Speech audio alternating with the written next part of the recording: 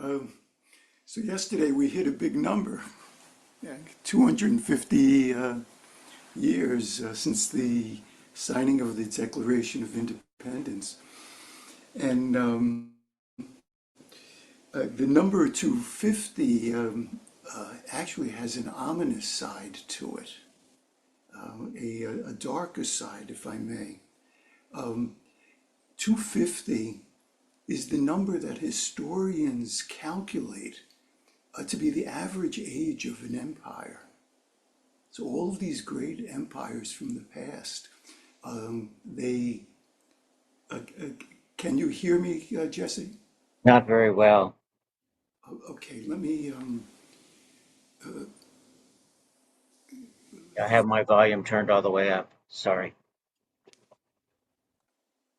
okay. So the uh, 250 years, as I was saying, is the average age of an empire. And with that is a very interesting way to look at the celebration of our 250th year.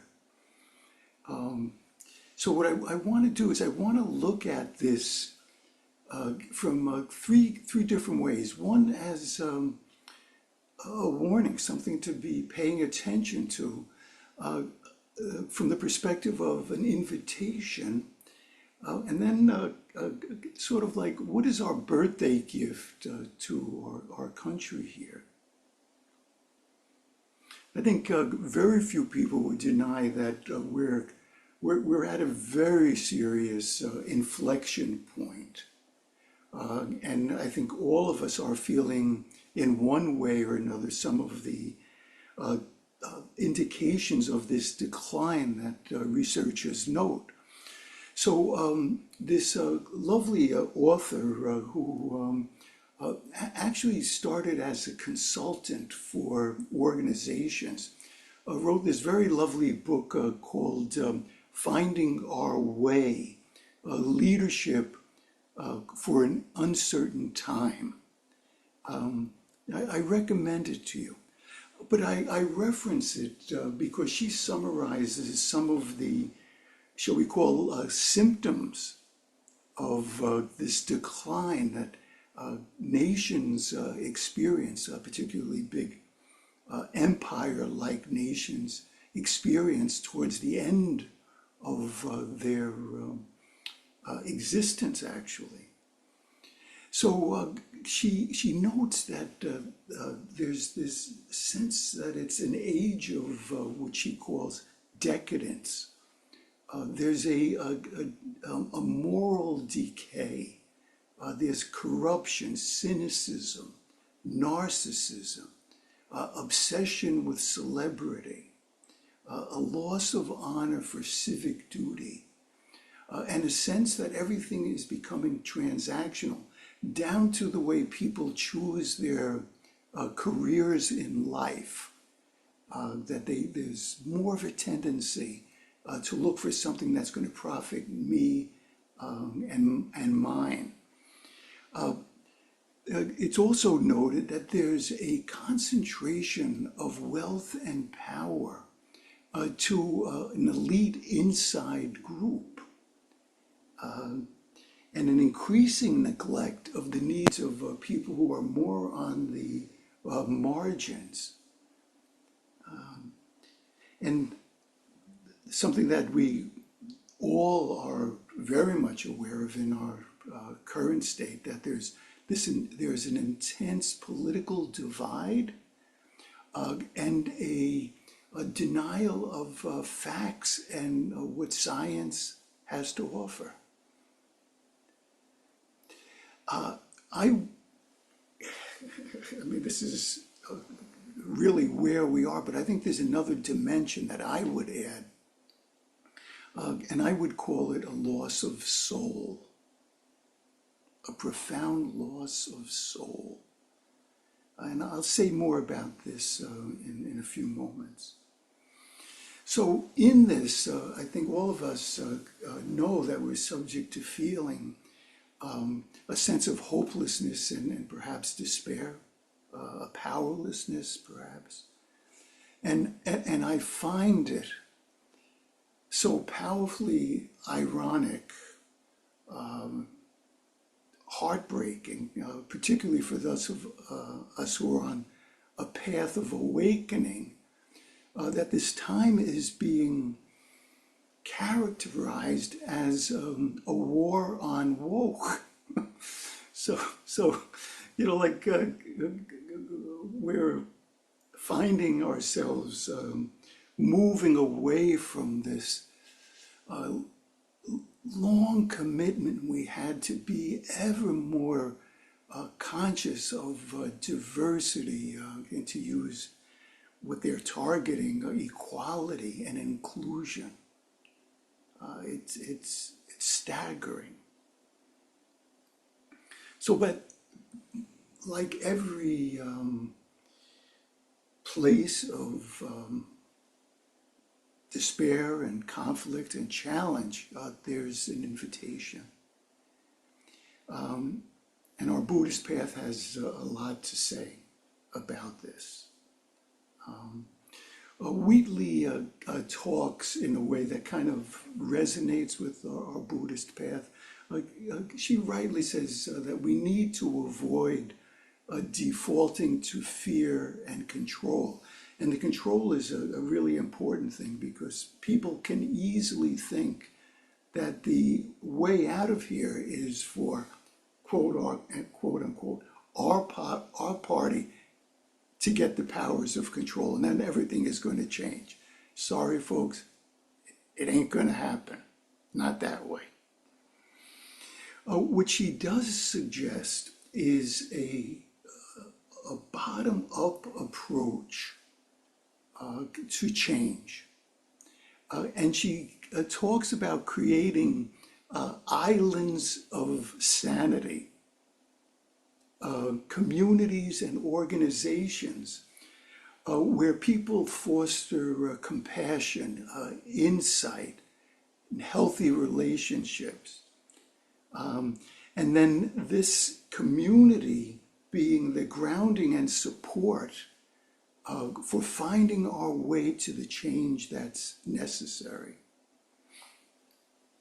I must say, it's probably accurate to call our lovely Sangha an island of sanity.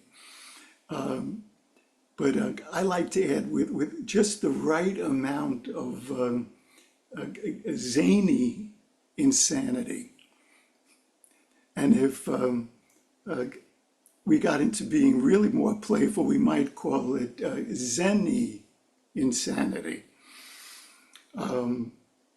So this lovely Sangha of ours, and hopefully all the other Sanghas, be they related to the Buddhist path or other religious spiritual paths or communal paths, can't be narcissistic, self-protecting groups. They're meant to be communities of support, dedicated to a self-transformation that then becomes the ground out of which we live for, work for the benefit of the world. But for me, the biggest threat and the most important invitation, the two sides of the same thing, involves this loss of soul that I was talking about. The Jungians describe it, and this isn't a total description, but where we overcome loss of soul by connecting to our deepest self and realizing that we are a part of this larger network, this web of interconnection, and that we live in connection with, yes, ourselves, but with other humans, the human environment, but then also the more than human environment, our feathered, furred friends and family, and with the rest of the inanimate world as we know it.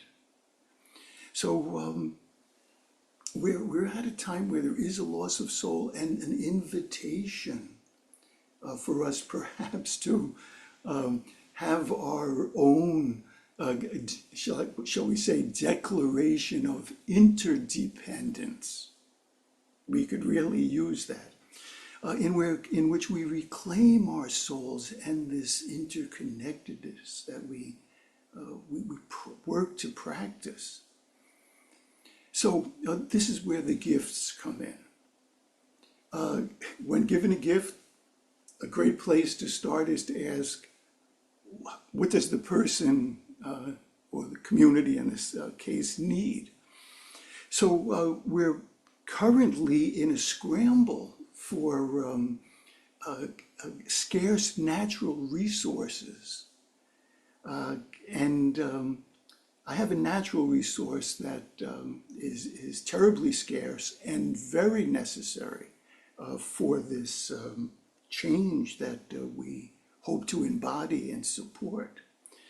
And that it is the country needs people with the ability to hold opposites at the same time, and to avoid polarization, that we don't get stuck in looking at it only in a question of two sides, but be able to, even though we might be invested in one side, to hold the totality.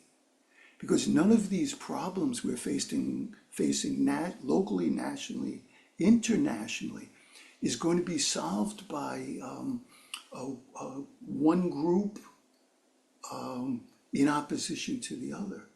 So the scarce natural resource that we are invited, and I would say called to bring, is this ability to hold opposites and to move beyond it and find ways to act separate from the polarization. And of course, we need people of compassion with soulful connections, and people who live and feel and know that we are one with each other. The very heart of the Declaration of Interdependence, independence, that all are created equal. And it started, only men were created equal, and they meant that literally, excluding women, slaves, and indigenous people. But fortunately, we're maybe conceptually appreciating that, but we're not living it. We're not living it. So we need people who have this sense of unity, this profound sense of oneness with every single member of the human community, and I would say, of course, the rest of the world. But I want to go a little deeper here. We need, in terms of scarce resources, individuals who can fully and freely live their own selves, to become their unique selves. And again, this isn't about narcissism or some way to freely, painlessly live in the world. In becoming our own unique selves, we find our gifts, we find our paths, we find our ways that the community needs us.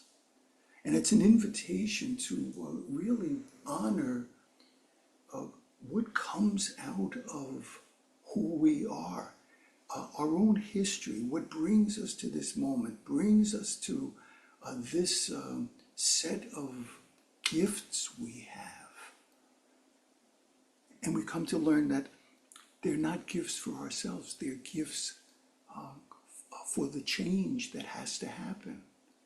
So it's an invitation actually uh, to, to identify our unique way of living and identify our lane. And use our lane the best we can to support more and more interconnection in this very troubled world we find ourselves in. So these are the gifts. These are the qualities. These are the ways of being. And I think these are gifts that have your name on it and my name on it. So let's make them available to this wonderful country of ours, broken, but so in need of all of these qualities we're talking about here.